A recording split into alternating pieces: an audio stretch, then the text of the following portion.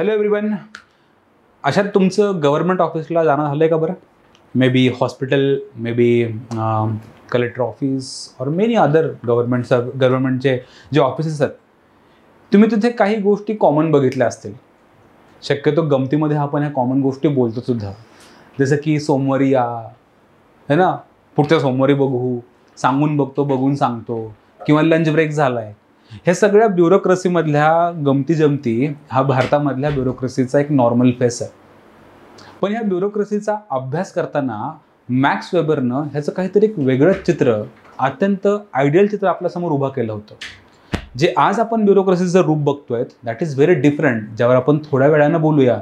पण ह्या ब्युरोक्रेसीचा, नोकरशाहीचा सायंटिफिक दृष्ट्या अभ्यास करण्याचा प्रयत्न सोशॉलॉजीमध्ये मॅक्स वेबरनं केलेला दिसतो.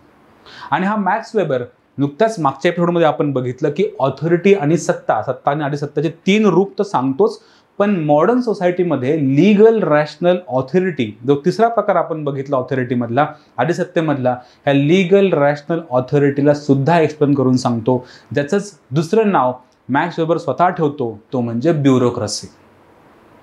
हा एपिसोड ह्याची माहिती घेण्याआधी व्हॉट इज ब्युरोक्रेसी, मला थोडक्यात तुम्हाला काही गोष्टी शेअर करायच्यात. एक तर सोशॉलॉजी ऑप्शनलच्या मराठी माध्यमाच्या आणि English मिडियमच्या batches sociology optionals online पद्धतीनं आपण ज्ञानदीप ऑप्शनल नावाच्या सेपरेट ॲप्लिकेशनवर लॉन्च केलेल्या आहेत. ज्या विद्यार्थ्यांना डिस्टन्स एज्युकेशनच्या माध्यमातून जे पुण्यामध्ये येऊ शकत नाहीत, त्यांनी ह्या ऑनलाईन बॅचेसचा जरूर फायदा घ्यावा. ऑफलाईन बॅच आपली 7 जुलै मराठी माध्यम आणि 17 जुलै इंग्लिश मिडियमची सुरू होती आहे सोशॉलॉजी ऑप्शनलची. ॲडिशनली सोशॉलॉजी ऑप्शनलची ज्ञानदीपच्या यूट्यूब चॅनलला जी प्लेलिस्ट आहे, त्या प्लेलिस्टमध्ये तुम्हाला ह्या सोशल माइंड्सच्या इतर एपिसोड्सला सुद्धा बघता येऊ शकतं. You just scan this QR code. आतापर्यंत आपण जवळजवळ 11 एपिसोड संपवलेत आणि हा if I not wrong 12 episode संपवलेत आणि हा 13वा एपिसोड असणार आहे. तर आतापर्यंतचे सगळे 12 एपिसोड्स बघून मग 13वा एपिसोड सुरू करावा. आणि सगळ्या लिंक्स, अपडेट्स अँड एटसेट्रा तुम्हाला सोशॉलॉजी विथ सत्यजित नावाच्या टेलिग्राम ग्रुपवर हे इथे जरूर सगळं काही बघायला मिळेल. So please do join this batches and various initiatives. According to Max Weber, bureaucracy किंवा त्याला आपण नोकरशाही म्हणतो, ही नोकरशाही म्हणजे अशा प्रकारची ह्युमन रिसोर्सेसची अरेंजमेंट, ह्युमन रिसोर्सेसची एक हायरार्किकल अरेंजमेंट, जी एका आधुनिक इन्स्टिट्यूशनला चालवायला, आपल्याला इन्स्टिट्यूशनला चालवायला ह्या अरेंजमेंटची गरज पडते. परत बघा, जेव्हा मॉडर्न सोसायटीमध्ये सोसायटी जेव्हा ट्रॅडिशनल टू मॉडर्न बनते, आधुनिक बनते, तेव्हा ती आधुनिक बनत असताना अत्यंत रॅशनल बनते, ती तर्कसंगत बनते, ती इफिशियंट बनते. मॉडर्न सोसायटी म्हणजे काय? जिथे कॉम्प्लेक्स स्ट्रक्चर आहेत आणि हे सगळे कॉम्प्लेक्स स्ट्रक्चर चालवायला आपण एक अत्यंत रॅशनल, लॉजिकल, एफिशियंट सिस्टम बनवतो. ह्या सिस्टमला आपण ब्युरोक्रेसी म्हणतो, ह्याला आपण नोकरशाही म्हणतो. रादर नोकरशाही म्हणजे मॅन पॉवर किंवा ह्युमन रिसोर्सेसची हायरार्किकल अरेंजमेंट, अशा पद्धतीची रचना जिथे लेयर्स असतात आणि ही सगळी मानव संसाधनांची लेयर्स ज्या आहेत त्या इन्स्टिट्यूशनला सांभाळतात. मोठी इन्स्टिट्यूशन घेऊ आपण, एखादं एक्झाम्पल, जसं की संपूर्ण मोठं कॉम्प्लेक्स राष्ट्र, ह्याला चालवायला आपल्याकडे एक सेंट्रल गव्हर्नमेंट नावाची ब्युरोक्रेसी आहे. राज्य, आपलं महाराष्ट्र राज्य, वी हॅव स्टेट गव्हर्नमेंट. जिल्हा सांभाळायला आपल्याकडे कलेक्टरेट ऑफिस आहे, त्याच्यामध्ये पण तुम्हाला दिसेल की क्लर्कपासून ते कलेक्टरपर्यंत अशी एक हायरार्की असते. पोलीस डिपार्टमेंट सांभाळायला पण कॉन्स्टेबलपासून ते DGP पर्यंत अशी हायरार्की असते, है ना. ह्या हायरार्कीला आपण शब्द वापरतो नोकरशाही. नोकरशाही म्हणजे काय? कुठली पण इन्स्टिट्यूशन, परत बघा आपण जे एक्झाम्पल घेतलेत ते गव्हर्नमेंट ऑफिसचे घेतलेत, पण गव्हर्नमेंट ऑफिसमध्येच ब्युरोक्रेसी असते का? असं अजिबात नाही. ही ब्युरोक्रेसी प्रायव्हेट इन्स्टिट्यूशन्समध्ये पण असू शकते, जसं की MNCs, CEO, CEO घेऊ आपण, किंवा एक independent directors, manager, supervisors, employees, उलट बघू, एम्प्लॉईज, सुपरवायझर्स, मॅनेजर्स, CEO किंवा व्हाईस प्रेसिडेंट्स, आहे ना, CEOs, डिरेक्टर्स. हे अशा प्रकारची जी एक हायरार्की असते ही प्रायव्हेट इन्स्टिट्यूशनमध्ये पण दिसते. आणि मोठ्या मोठ्या प्रायव्हेट इन्स्टिट्यूशन्स ह्या हायरार्कीच्या माध्यमातून किंवा नोकरशाहीमधनं आपण मॅनेज करताना आपल्याला दिसतं. ही फक्त प्रायव्हेटमध्ये पण नाही, ही रिलिजनमध्ये पण दिसते आपल्याला. रिलिजियस इन्स्टिट्यूशन्स जसं की धर्मगुरू, त्याचे काही सब धर्मगुरू, मग फॉलोवर्स, हे सगळं एखादं मोठं रिलिजन ऑर्गनाईज करायला सुद्धा तुम्हाला दिसेल.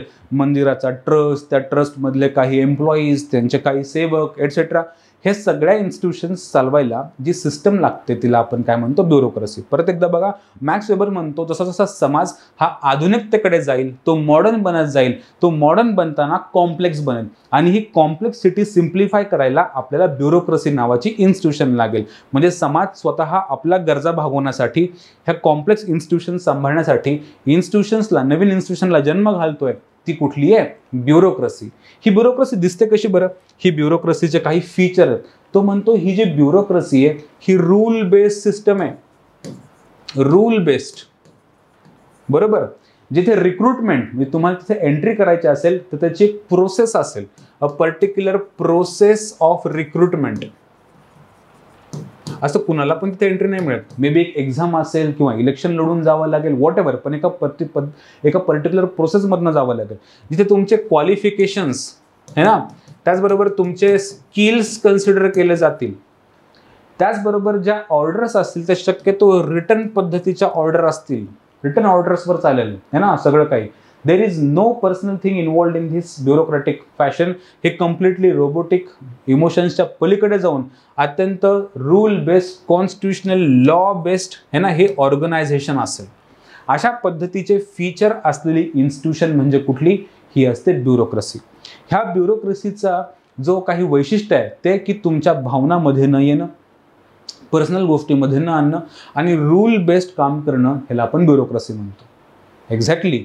पण तुम्हाला दिसेल वेबरची ही जी ब्युरोक्रेसी आहे, वेबर स्वतःच म्हणतोय की ह्या ब्युरोक्रेसीचा एक तोटा आहे. तुम्हाला दिसतंय, कारण इथे आपण इमोशन्सला कन्सिडर करत नाही, अत्यंत रोबोटिक वागतोय, रूल बेस्ड वागतोय, टाइम टू टाइम. 10ला येणार आपण ऑफिसला, 6ला जाणार, 6 नंतर माझं पर्सनल लाईफ सुरू होणार. नथिंग अबाउट हायरार्की, ब्युरोक्रेसी काय ते सगळं ऑफिसमध्ये, राईट. तर ह्याचा एक ड्रॉबॅक काय की जसं जसं आपण अधिक मॉडर्न बनत चालतो, जसं जसं आपण अधिक मॉडर्न बनत जाऊ तसं अधिक आपण कॉम्प्लेक्स बनत जाऊ. आणि जसं आपण कॉम्प्लेक्स बनत जाऊ त्याला आपल्याला अधिकाधिक रूल्स लागतील. बरोबर. म्हणजे काय की आपण ह्या कॉम्प्लेक्स सोसायटीला सांभाळायला जी ब्युरोक्रेसी तयार करू ती ब्युरोक्रेसी अत्यंत अधिक कॉम्प्लेक्स रूल बेस्ड असणार. म्हणजे दिवसेंदिवस आपण आपल्याला एका पिंजऱ्यामध्ये बांधून घेणार. तो पिंजरा असणार कशाचा, तो पिंजरा असणार रूल्सचा. ह्या रूल्सच्या पिंजऱ्यामध्ये बांधून घेणार, ज्याला मॅक्स वेबर शब्द वापरतो, iron cage of rationality. Iron cage of rationality. हा ड्रॉबॅक सांगतो, एक कॉशन सांगतो, धोका सांगतो तो एक की ब्युरोक्रेसीचा धोका काय. ब्युरोक्रेसीचा धोका आहे की iron cage of rationality. Rationality की जसं जसं आपण ब्युरोक्रेसीला महत्त्व अधिक देत जाऊ तसं तसं आपण स्वतःच त्या ब्युरोक्रेसीच्या नियमांच्या पिंजऱ्यामध्ये अडकत जाऊ. आता तुम्हाला हे वेगळ्या एक्झाम्पलवरनं पण दिसेल की तुम्हाला मी मगाशी गमती जमतीत म्हणलं की सोमवारी या, सांगून बघतो, बघून सांगतो है ना, ती फाईल तिकडे गेली आहे, त्या साहेबाची सही आणा, मग त्यांची सही आणा, राईट. ह्याचं क्लिअरन्स भेटलं का, त्याचं क्लिअरन्स भेटलं का, आज नाही होऊ शकणार. हे काय, रूल बेस्ड.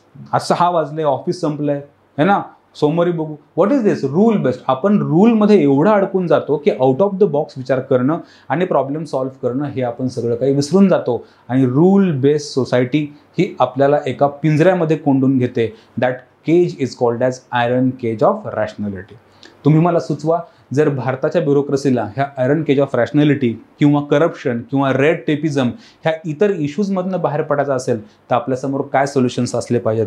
पण वेबर दिलेल्या ब्युरोक्रॅटिक मॉडेलचा आपण एक आयडिया समोर ठेवून इंडियन ब्युरोक्रेसीला डिझाईन केलं आहे. आणि वेबरनं धोका सांगितल्याप्रमाणे आज इंडियन ब्युरोक्रेसी काही चॅलेंजेस जरूर फेस करते. आता आपली वेळ आहे किंवा आपलं काम आहे की ह्या सगळ्या चॅलेंजेसला आपण कसं कमी करू शकतो आणि इंडियन ब्युरोक्रेसीला one of the most efficient bureaucracy in the world कसं बनवू शकतो.